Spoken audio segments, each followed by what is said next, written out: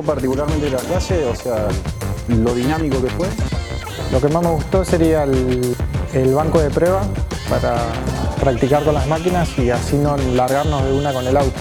Me gustaría agregar que el taller es muy cómodo, amplio y se puede trabajar bien.